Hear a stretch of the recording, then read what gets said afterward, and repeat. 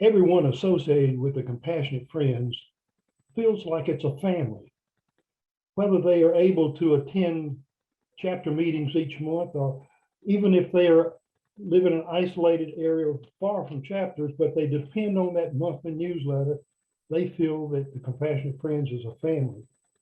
And early on in my experience with the TCF, I wondered, how did this organization get started?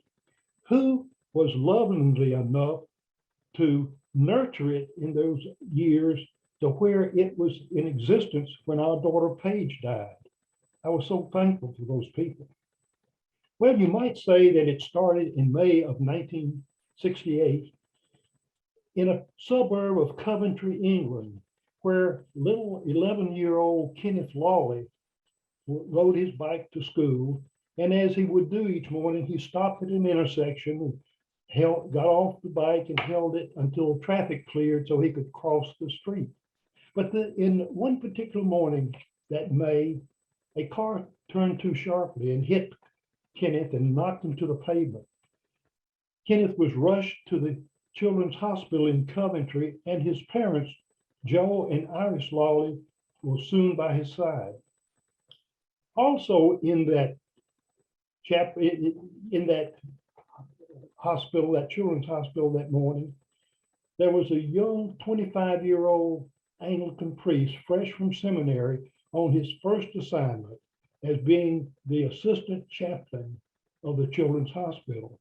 His name was the Reverend Simon Stevens, and he would come to the Lawleys and be with them as they watched over Kenneth, and he would pray with them. And in one of his prayers, he mentioned the name of Billy Henderson, a 12-year-old boy who was dying that same week from cancer in the hospital. Kenneth died first, and Billy Henderson was a day or two after that. They buried Kenneth in Edinburgh, Scotland, their hometown.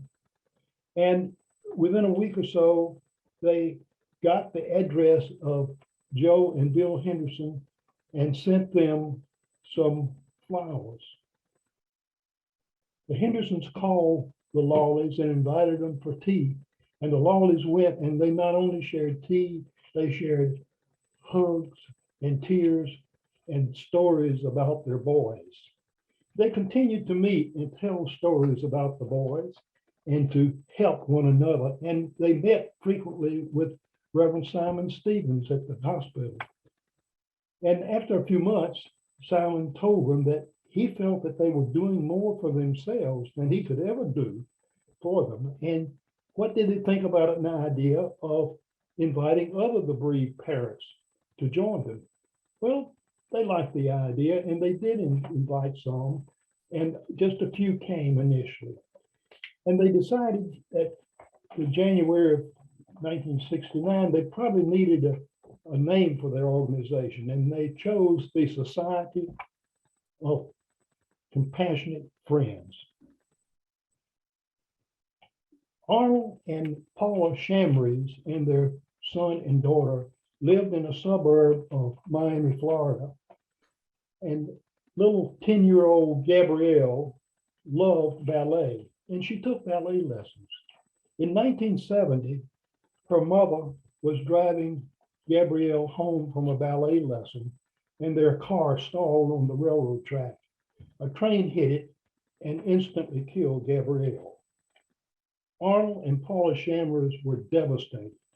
The grief that they felt, the shame of having a car stalled on the railroad track, it just devastated them. They had nowhere to turn.